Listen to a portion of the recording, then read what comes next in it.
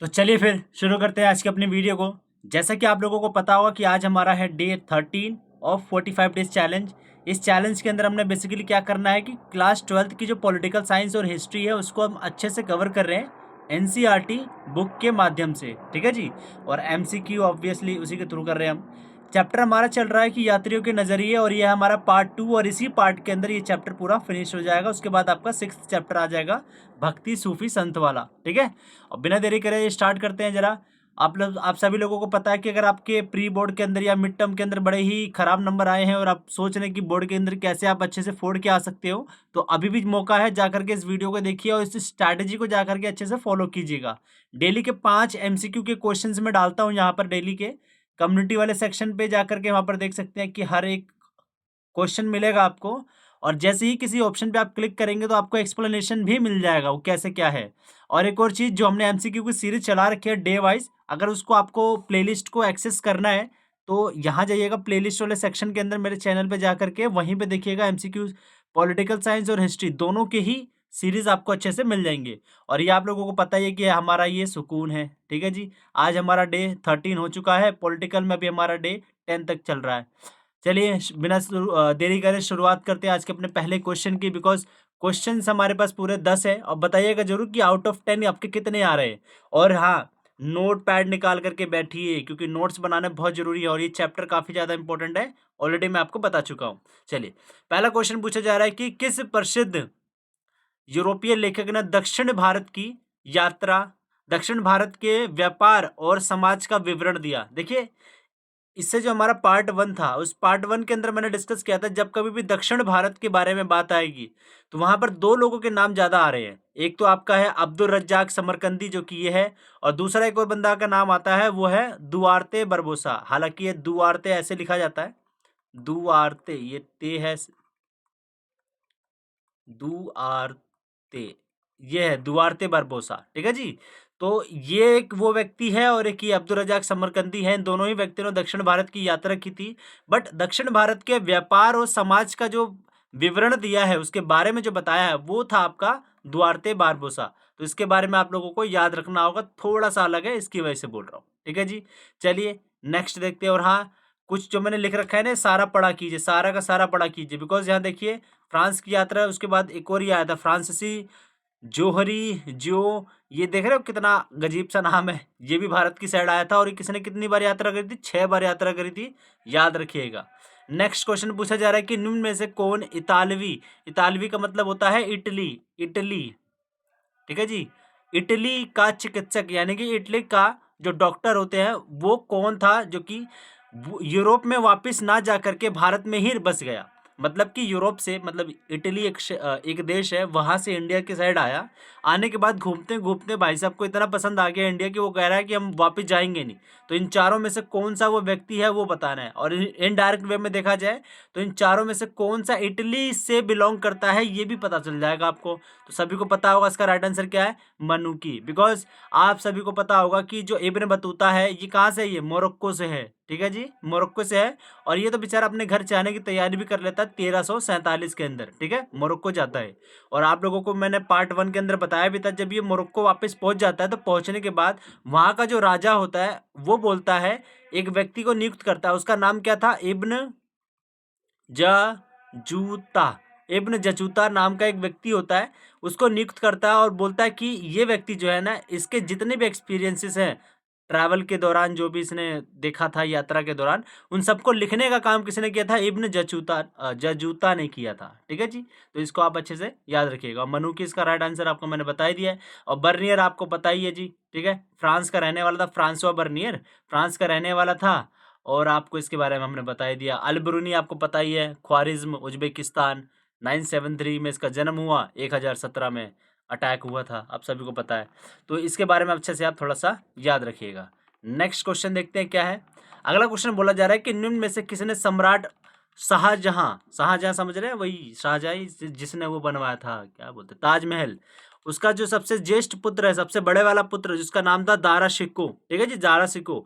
Dara Shikoh basically क्या है, थोड़ा बीमार पड़ गए थे, उसके चिकित्सक के रूप में यूरोप का कोई बंदा था, उसको अपॉइंट किया गया था।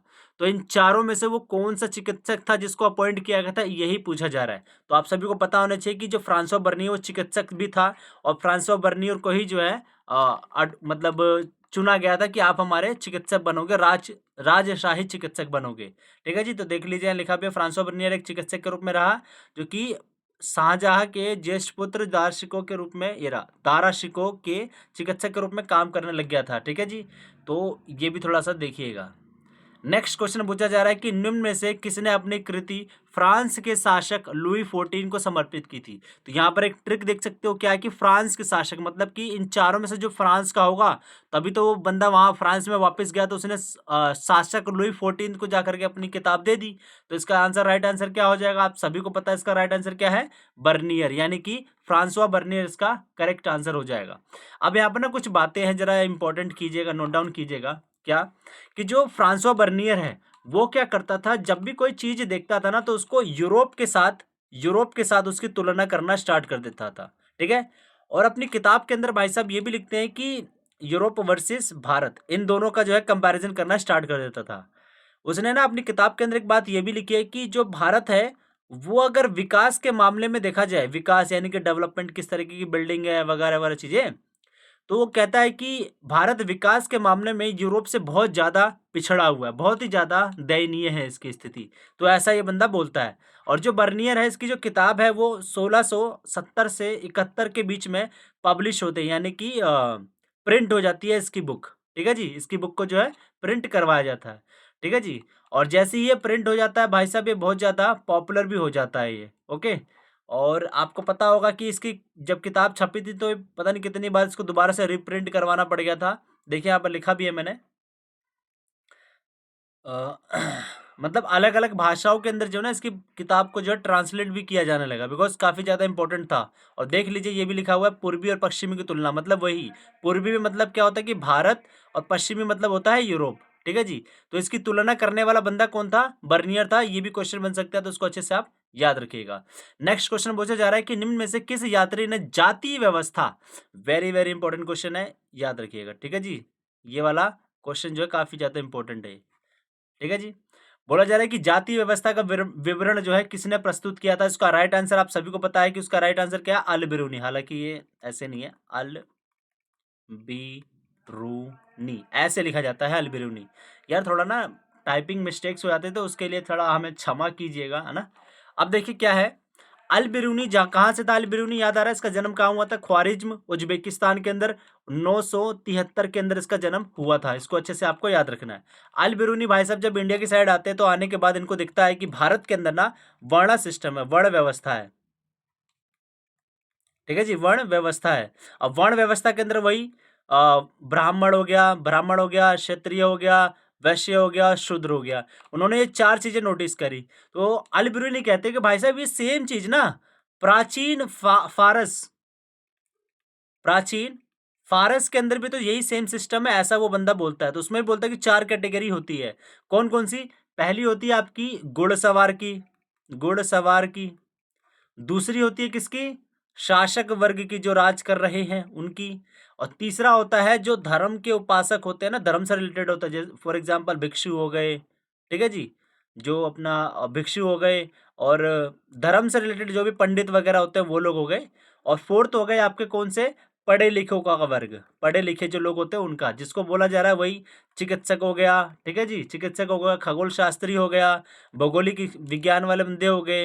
ये सारे जो है पढ़े लिखे बंदों का तीसरा ग्रुप था। थर्ड वाला आपका धर्म वाला है, शासक वर्ग और घुड़सवार। ये चार ग्रुप का जो है कंपैरिजन उन्होंने इन दोनों से उन्होंने करा है। किसने, बर्नियर ने करा है, सॉरी बर्नियर कह रहा हूँ, अल बिरूनी ने ये चीज करी है। इसको आपको अच्छे से याद रखना है। और ये भी याद रखना है कि जब हमारा वर्ण व्यवस्था है, इसके अंदर आपको पता है कि छुआछूत की बीमारी याद आ रहा है कुछ, जहाँ पे बोला जाता है कि अगर शूद्र के बंदे ब्राह्मण को छू देते हैं, तो ब्राह्मण जो है अपवित्र हो जाते हैं। तो इस अलबेरूनी ने ये भी बोला है कि भाई साहब ये अपवित्र जो हो जाता है ना, ये बड़ा ही खतरनाक चीज है, ऐसा कुछ भी नहीं होता, ये बकवास चीज है, ऐसा इनने बोला है अलबेरूनी ने। ठीक है जी, तो यहाँ पर आप पूरा पढ़ लीजिएगा, ब्राह्मण व्यवस्था के खिलाफ था ये बंदा, तो उसको आपको याद रखना है। नेक्स्ट क्वेश्चन देखते हैं क्या है। निम्न में से किसने मानव के सिर मानव के सिर जैसे फल नारियल का वर्णन किया? आपको पता होगा कि एक बंदा आया था भारत के अंदर, उसने जो है नारियल और पान खाई के, पान बनारस वाला, ये दो चीजें जो है उस बंदे ने कभी देखी नहीं थी अपनी जिंदगी भर में। और जैसे ही वो भारत आया तो उसने देखा भाई साहब भारत के अंदर तो पान खा करके बंदे पिचकारी मार रहे हैं, तो उसके लिए बहुत ही ज्यादा नया चीज था। तो वो कौन सा बंदा था जो इस चीज देख रहा था? वो था आपका इब्न बतूता, बगल में जूता। ठीक है जी, इसको आपको अच्छे से याद रखना है। हुआ क्या था कि जब इब्न बतूता भारत के अंदर दिल्ली आता है, दिल्ली याद रखिएगा, दिल्ली को हम लोग ऐसे भी लिखते हैं दहली, ठीक है, ऐसे उसने बताया भी, इसको दहली भी बोला जाता है। तो दिल्ली के अंदर उस भाई साहब को जो है नारियल और ये पान, दो चीज जो है अनोखी लगती है, और वो लिख देता है अपनी किताब के अंदर। ठीक है जी, इसकी किताब का क्या नाम था? रिहला। ठीक है, री हा थोड़ा हा जो है ना छोटा आधा हा है, इसलिए उसके नीचे ऐसे एक डंडा दिया जाता है, तो रिहला बोलते हैं इसको। ठीक है जी, और इसके बाद क्या बोलता है यही इब्न बतूता, ये बंदा जो है दिल्ली और दौलताबाद प्लस दौलताबाद, ठीक है, ये दौलताबाद कहाँ पड़ता है? ये महाराष्ट्र के अंदर पड़ता है, याद रखिएगा। ठीक है, इन दो शहरों को जो है वो बोलता है कि बहुत ही ज्यादा विशाल शहर है, विशाल आबादी वाला शहर है, ऐसे करके जो है बोलता है। ठीक है जी, इसको आपको अच्छे से याद रखना है। और एक बात और आपको याद रखने को क्या है कि इब्न बतूता जब दौलताबाद में जाता है तो वहां पर ना देखता है कि दौलताबाद कहाँ पर है? ये महाराष्ट्र के अंदर, याद रखिएगा। वो बोलता है कि दौलताबाद में ना पुरुष और महिलाओं जो गायक होते, जो गाने वाली औरतें होती है, उनका एक बाजार भी लगता था, और उस बाजार को जो है क्या बोला जाता है? ताराबाद ये बोला जाता है। इसको अच्छे से थोड़ा ना याद रखिएगा, पूछा जा सकता है आपका। नेक्स्ट क्वेश्चन आपका, निम्न में से किसने डाक व्यवस्था के बारे में विस्तृत जानकारी दी? काफी इंपॉर्टेंट क्वेश्चन है भाई, काफी ज्यादा इंपॉर्टेंट। ठीक है, जितने स्टार लगाओ उतने कम है। इसके बारे में आप सभी को पता है कि इसके बारे में किसने बताया था? इब्न बतूता, बगल में जूता, इसी ने ही जो इसके बारे में बताया था। अब कुछ बातें हैं जो आप लोगों को जाननी है, वो क्या? इब्न बतूता बोलता है कि भारत के अंदर ना दो प्रकार की डाक व्यवस्था है। एक तो आपकी है अश्व डाक व्यवस्था, अश्व, अश्व समझते हैं ना, अश्व मतलब घोड़े वाली, मतलब घोड़े पे बैठ करके बंदे बैठते हैं और जल्दी से जा करके अपनी संदेश को दे आते, वो डाक व्यवस्था है। दूसरा है आपका पैदल डाक व्यवस्था, पैदल डाक व्यवस्था। ठीक है जी, पैदल डाक व्यवस्था। अब दोनों के बारे में कुछ बातें जो इंपॉर्टेंट है समझ लीजिए, वो क्या है? जो ये अश्व डाक व्यवस्था, इसको हम लोग क्या बोलते हैं? उलुक भी बोलते हैं, उलुक। ठीक है जी, ये उनके लैंग्वेज में इनका मतलब था उलुक। और ये ना हर 4 मील की दूरी पर खड़े रहते थे। मतलब मान लीजिए बड़ा सा साम्राज्य है, तो जहां से बंदे ने स्टार्ट करा, तो 4 मील की दूरी पर यहाँ पर एक और जो है अश्व घोड़े वाला बंदा खड़ा रहेगा, फिर वापस से 4 दूरी के ऊपर खड़ा रहेगा। मतलब ये बेसिकली ना अपना मैसेज पहुंचाने के लिए हुआ करता था ये, और काफी इंपॉर्टेंट है ये चीज। ठीक है जी, और उसके बाद बोलते हैं क्या? ये दो चीजें होगी।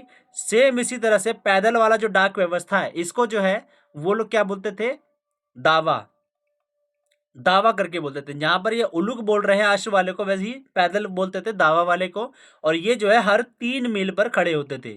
और ये 3 मील 4 मील का अगर ट्रिक आपको याद करना है तो याद रखिए, पैदल ज्यादा चलेगा आदमी तो थकेगा, इसलिए अश्व वाले जो घोड़े वाले वो ज्यादा दौड़ते थे और पैदल वाले 3 मील तक चलते थे। इस पैदल वाले में आपको एक और चीज याद रखनी हो क्या? जब आदमी दौड़ता था ना, तो उसके एक हाथ में तो संदेश होता था, और दूसरे हाथ में क्या होता था? जो घंटी वाला एक छड़ी होती है, घंटी वाली छड़ी, तो वो छड़ी होती थी उसके हाथ में। तो ये दो चीजें इसके अंदर बताई गई है। इब्न बतूता बगल में जूता, इसने ये चीज बताई है। ओके, हालांकि इसका पूरा नाम ये नहीं है भाई, इब्न बतूता बगल में जूता, ये तो मैं जस्ट एक जुमला जोड़ करके बता रहा हूँ। ठीक है, नेक्स्ट क्वेश्चन है, और काफी हिडन क्वेश्चन है, आ सकता है कभी भी। ठीक है, इंपॉर्टेंट है, याद रखिएगा। Travels in the Mughal empire, Hindi में भी लिख के आ सकता है, और बोलेगा कि किसकी कृति है, मतलब किसने लिखी है ये किताब। जब भारत के अंदर आया था तो उस बंदे ने यही लिखा था। तो इसका राइट आंसर आप सभी को पता है वो क्या है? बर्नियर, यानी कि फ्रांसवा बर्नियर। और ये बंदा फ्रांस में वापस जा करके दे देता है ये, तो याद रखिएगा इसके बारे में ये चीज है। और एक चीज आपको थोड़ा सा इंपॉर्टेंट है, वो याद क्या रखना है कि आपसे पूछा जा सकता है कि महाजन या फिर सेठ या फिर नगर सेठ, ये कौन से समुदाय के लिए वर्ड यूज किए जाते थे? तो ये याद रखिएगा, व्यापारी समूह था उसके लिए यूज किया जाता था। और इनफैक्ट एक चीज और पूछा जा सकती है, कौन से नगर में नगर सेठ हुआ करते थे? तो वो है आपका अहमदाबाद। तो इसको एक बार पढ़ लीजिएगा, पूरा समझ जाएंगे आप लोग। नहीं समझ में आएगा तो कमेंट बता देना, हम लिख बता देंगे फिर। सती प्रथा पर किसने विस्तृत प्रस्तुत जो है वर्णन दिया था? तो आपको पता होगा इसका भी राइट आंसर क्या है, बर्नियर है। बर्नियर ने ही जो है सती प्रथा के बारे में कुछ बातें जो है बोली थी, इसको आपको याद रखना पड़ेगा। नेक्स्ट क्वेश्चन आपका, निम्न में से कौन पुर्तगाल से था? तो आपको पता होना चाहिए इन सभी में से कौन कहाँ से था, तभी आप लोगों को ज़्यादा अच्छे से पता होगा। तो इसका राइट आंसर आपका हो जाएगा दुआर्ते बरबोसा। यही बंदा जो है पुर्तगाल से आया हुआ था। अच्छा, जो वास्को डिगामा है ना, वास्को डिगामा 1498 में भारत की खोज करी थी, वो भी बेसिकली आपका पुर्तगाल से ही था, याद रखिएगा। पीटर पीटर मंडी जो है ये आपका, पीटर मुंडी है भाई, ये पीटर मंडी लिख दिया। पीटर मुंडी जो है ये आपका इंग्लैंड से यानी कि ब्रिटेन से था।